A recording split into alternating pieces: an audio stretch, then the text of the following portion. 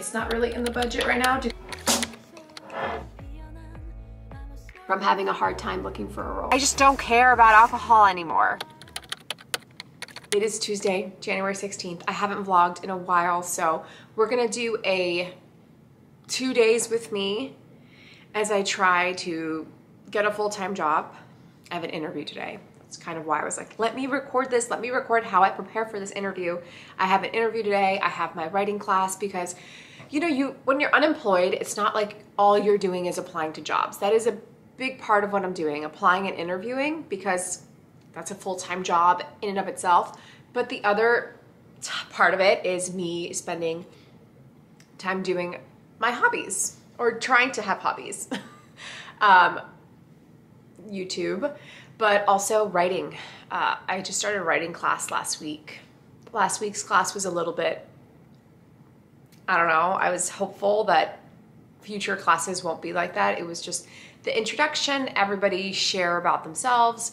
But in the beginning, you know, it seemed like everybody had a lot of time to like talk about what they wanted to write about.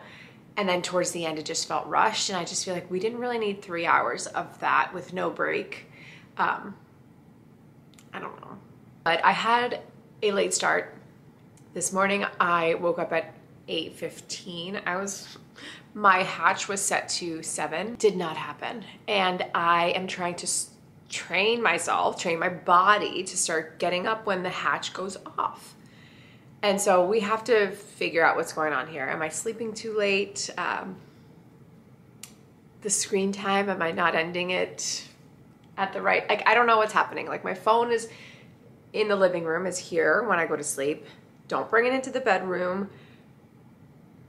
But it still takes me a while to go to sleep. So that's one thing we want to work on, so that when I get a job, I can have the morning routine that I want. Because for the last hour, I've been sitting here just reading and writing in my journal, but mostly reading.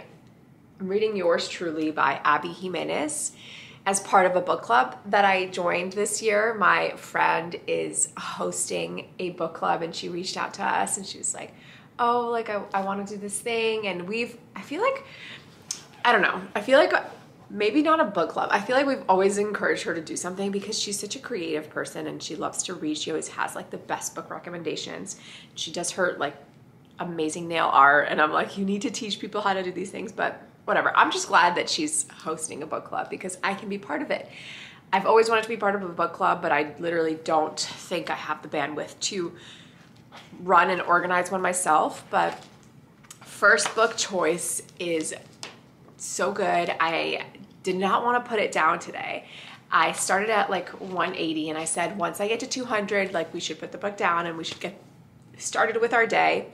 Just kidding. Kept reading till I'm on now page 234.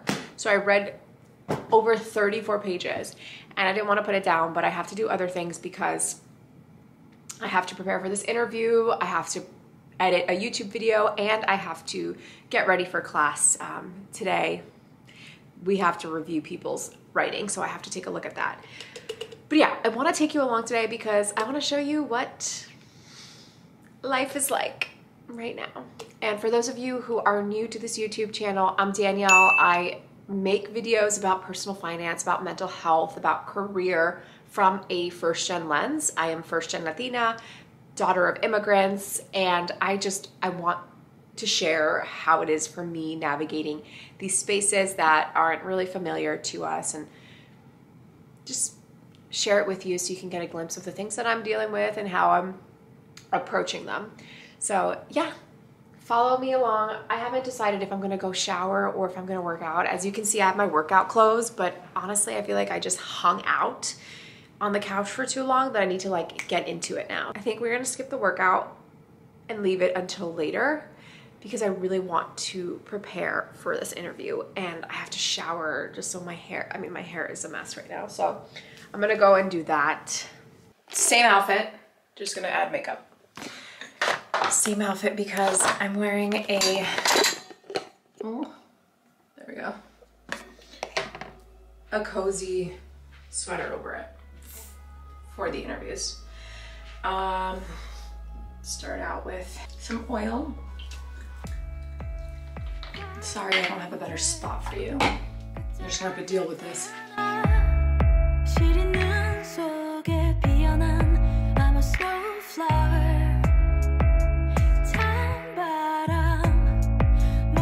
And now my 5-minute makeup routine. Really just 3 things. I don't like that I have to use this heavy foundation every day, but it's not really in the budget right now to go for a tinted moisturizer, so we're just gonna have to use a little bit. Just dab it on the cheeks.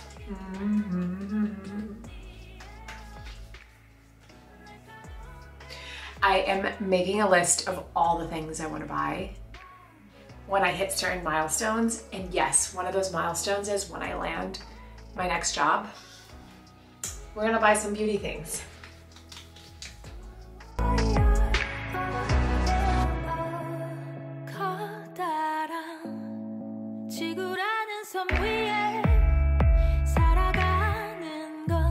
Last bit. And just a little bit. I did buy a new mascara. New bottle of the same mascara that I had. This is only like $10, I think, so I had to buy mascara. It just adds a little something to your face. It's the one thing. If you don't do your makeup, at least do something with your eyes. Okay, let's go get dressed.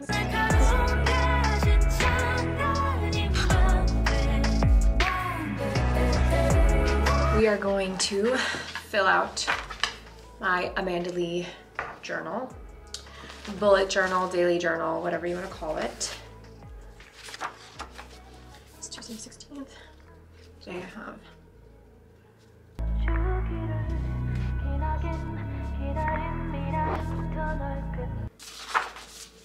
mood tracker. How cute is this? Super colorful.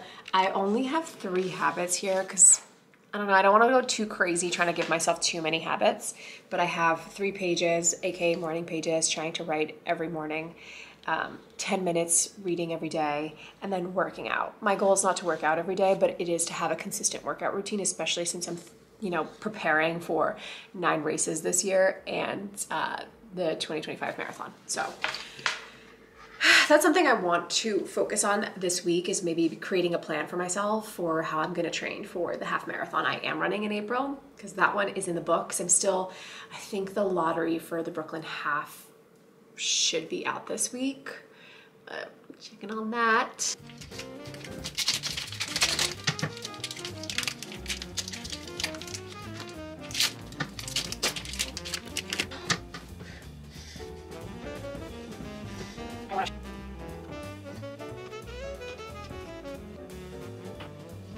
There is never not a time when I don't make a mess while I'm cooking, but this is pre-getting baked.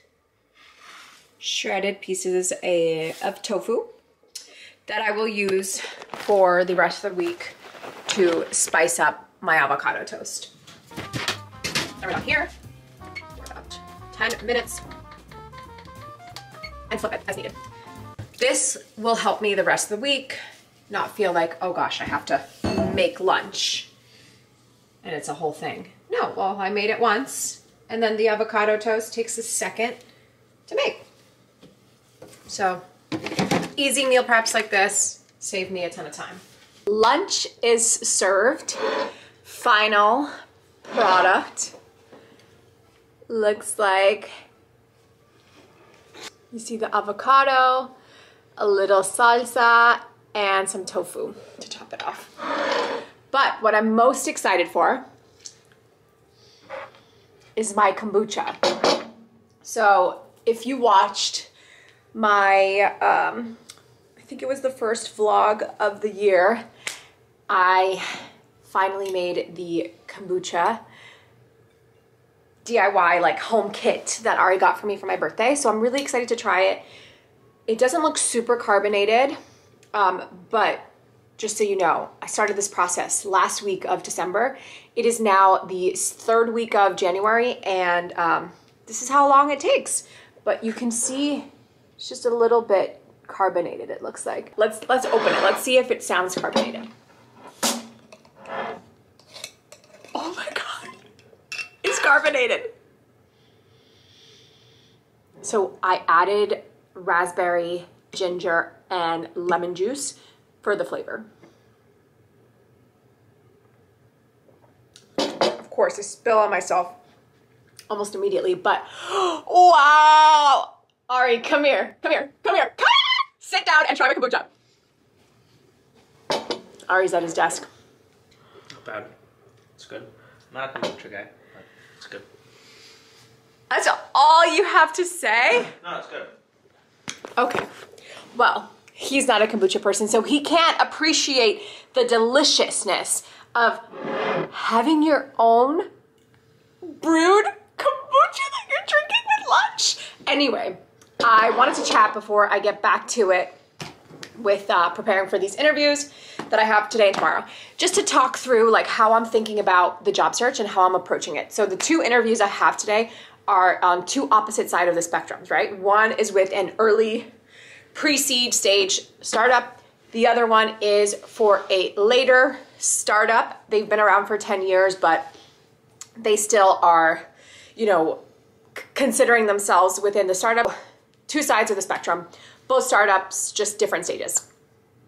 And the way that I've like kind of been jumping into this job search is not about just randomly applying to all and any jobs that I see, because truthfully, I cannot, as a product marketer, as a marketer, just like pretend to care about what the company is doing. I want to be really intentional about the jobs that I apply to, which means I have a smaller net to cast, I guess, right? I'm not like applying to everything that is available out there. I'm being more intentional, thinking about what kind of companies I want to work for. So the way that I do it is like, I think about the brands that I love first.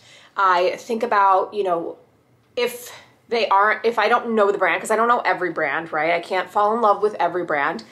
The two jobs that actually I came across for these interviews, one of them, a former colleague of mine sent me the company back in November, and she sent me a role, and she was like, I think you should apply for this role. And I reached out to the founder, didn't hear back, but I followed the company and I followed the founder. And then I saw that the founder was still hiring for this role end of December. So I applied through the channel that they allowed me to. And, you know, I just cared about the mission a lot. And it just happened that my former colleague presented that to me. Like I wouldn't have discovered them on my own, I don't think. But it's a mission that I'm like, oh, I completely align with this.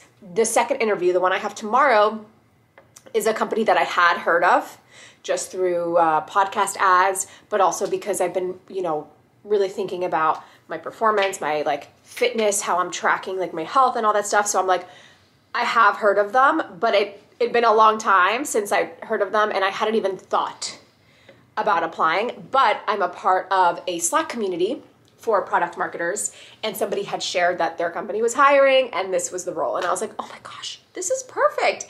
I don't feel like I have 100% of the qualifications, but I feel really aligned with their mission. So I made it clear to kind of express that in the cover letter portion. I, to be honest, do not submit cover letters traditionally. I don't submit PDFs, but sometimes in these job applications, they will have a little box where you can say, is there anything else you'd like the hiring manager to know? And that is where I write a little something about myself and why this particular role is exciting for me. And because, again, I don't apply to all of the jobs that I see, I'm able to like actually have a reason why I'm applying for this position. So those are the two interviews I have, the kind of way that I think about applying to jobs, just because it makes it easier to have conversations or to be asked like, you know, why do you want to work for this company, and have a good response than just because I need a job and I haven't been employed for about 5 months and I want to, you know, work again. You know, it makes it easier to have those conversations. Happy to start just sharing a little bit about, I guess, my work experience, but also like my interest in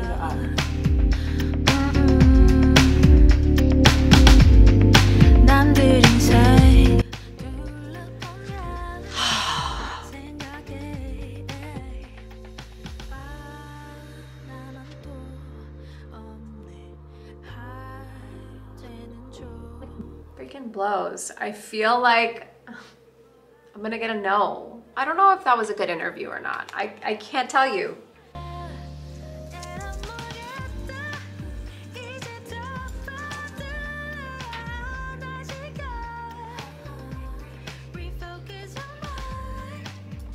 So Peloton just released that you can log into like your streaming devices from your bike. I might have to try that this week. This is good. I don't know what kind of intense workout you're gonna get when you're watching Friends or another show, but we can try. Okay. Where you at right now? How is it when it comes to you? And there's nothing I can't do. I want you to look at me now. Look what you made me do. Dan, I'm gonna bring him a bottle of my kombucha tonight.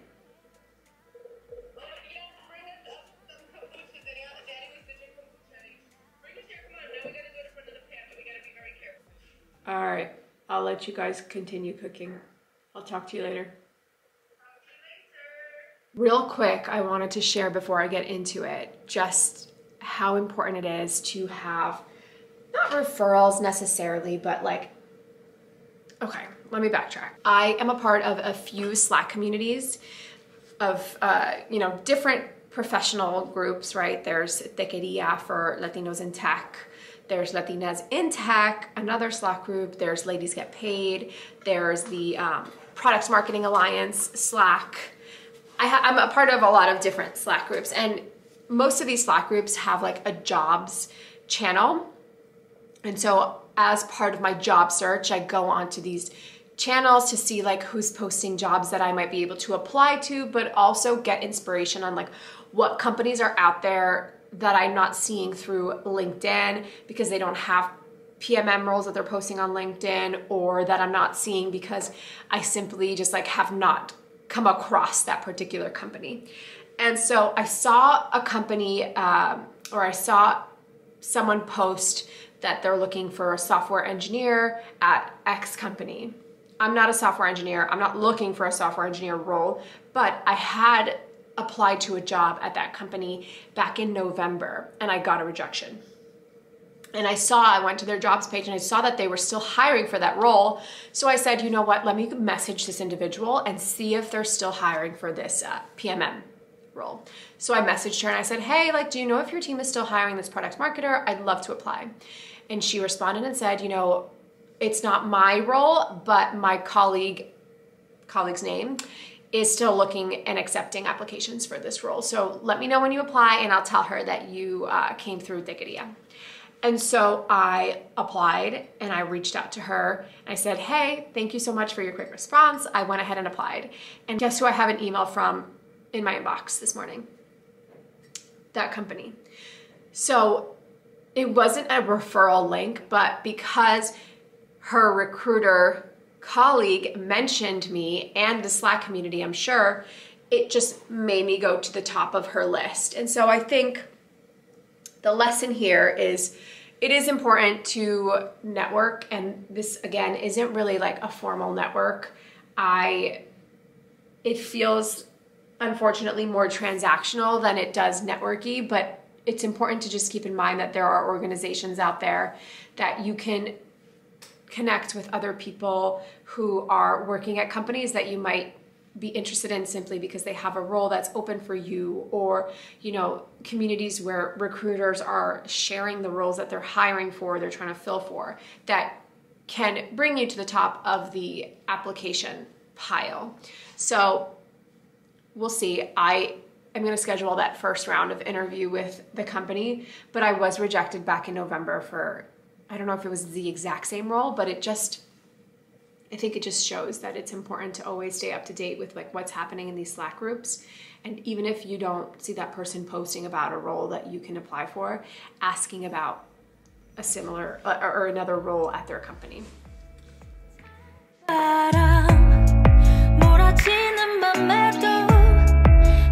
interview is over.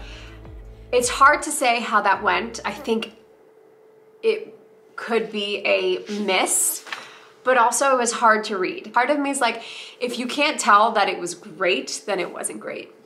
But anyway, what I'm doing now is I'm writing down the questions that I received in the interview that I don't feel like I fully was prepared to answer, so that I prepare them for next time I have an interview. One of them was, how do you make decisions when you don't have all the information or data? Most exciting marketing campaign that I've worked on. I had an answer for this one, but I feel like I could have a stronger answer. Okay, I'm not done talking. This is something that I do. If I don't get a job at a company, I always check back to see who got the job at the company. But I wasn't actively doing that this time around. I was prepping for my interview, and hiring manager that I had interviewed and gotten to last stages for in October for a role at the company had responded to this question somebody had in the product marketing form. And I saw that she had a different title than what she had when she was at a different company than the company that I was interviewing at. And so I went on her LinkedIn and I saw that she switched companies within a year. And I was like, oh, interesting. I heard during that interview that there was high turnover at the team. And so I think I dodged a bullet at that organization. But something else that I was like, that led me into like, okay, wait, now I want to see like who got this role. And so I went to go see like, you know, who got the role and started within the last 3 months. And I noticed that the individual that got hired is somebody that actually worked with the hiring manager in the past. And this is just, this is just a reminder to all of you that like, you might not have gotten the role, not because of your skill set, not because of whatever you didn't bring to the table, but simply because the person hiring for the role has a connection with the person they're interviewing for. And I was told then by the recruiter, you know, they loved you, but somebody else had more industry experience in the security space. Fair, I have no experience in the security space. And so it's just a reminder that, okay, there are other things that are probably going on that you have no idea about. Another thing I wanted to talk about that I've been thinking about a lot, actually, just because I've been feeling like these interviews haven't been going 100% the way that I wanted them, is with all the layoffs that are still happening in tech, it's hard to be like reminded that, you know what, you bring something to value or you are a competitive candidate when you see that so many other people are joining the job search market, right? So many people are now in search for the same roles that you are going for. And so it's really this balance of like, I don't want to think about how much more competitive the job market just got because of all these layoffs from amazing individuals at top companies, with managing your own, like, I have my own things that I bring to the table, and yeah, it just feels like an interesting time to be working in tech and be doing the work that I do in tech, or any role in tech. I don't think anybody is saved at this point from layoffs or from having a hard time looking for a role, but just want to be honest about how it's been feeling, just seeing a bunch of amazing people enter the job market and you're like, more competition. But we can't look at it that way. We can't look at it that way. We have to change our mindset. We have to change our mindset. No more scarcity, abundance. There are all these opportunities for us out there, for all of us to get employed. Holy smokes. I don't remember the last time it was this cold, and the car had to warm up, and I got Ari's gloves, but we're ready for some solid core. Actually, no, we're not. We have to give the car a couple more minutes to warm up. I'm gonna play some music. Actually, I was listening to a podcast episode. We Can Do Hard Things. It's an episode on why sober life is the luckiest life with Laura McCohen. So far, I'm really enjoying it. I am not sure if I mentioned this on here. I probably did when I was talking about my 2024 goals, but something I'm doing this year is reducing how much I'm drinking. I am not going to say I'm like completely removing alcohol. I will see how I feel at different events, different situations. But yeah, I'm not really going to be trying to drink this year. I don't want to drink this year. I did a whole sober year in 2019, the year that I ran the New York City Marathon, and I thought that was great. I did that for various reasons. One, because of health. I wanted to have my body be in good shape for the race. I also, because I didn't sign up for the race till March, the main reason that I had done it was just to see how I could handle networking and event situations without alcohol. And I found out that I could do well, right? Like I was just depending on alcohol to like get through awkward conversations and networking situations that I maybe didn't feel the best at. So this year, I just don't care about alcohol anymore. It's a toxin, and I'm at this phase where I want to maximize my body potential, my performance, all of that, and I just want to live a better and healthier life. And so, yeah, that's how I'm feeling about that.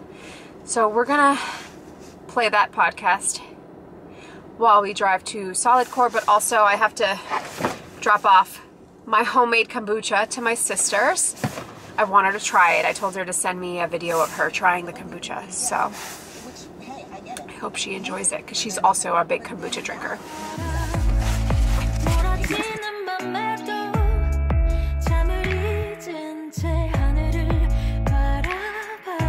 It is only 8 o'clock and I'm already in my pajamas. I have my nighttime routine done. You can see I have a little patch on the 3 pimples that I, for some reason, got this week.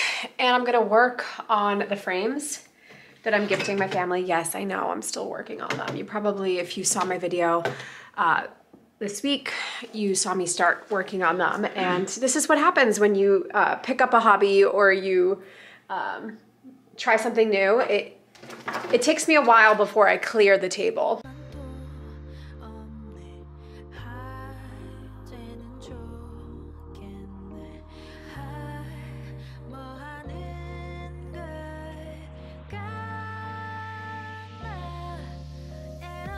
I'm gonna end this vlog here with a second failed attempt at these frames, or rather the mat. This time, size-wise, I think it was perfect. I just need to get the edges down. Don't know if you can tell. No wonder they charge $30 to cut a mat for you at the photo store in town. So this is work. My neck hurts. But okay, we're gonna keep trying. We're gonna keep trying until we master it.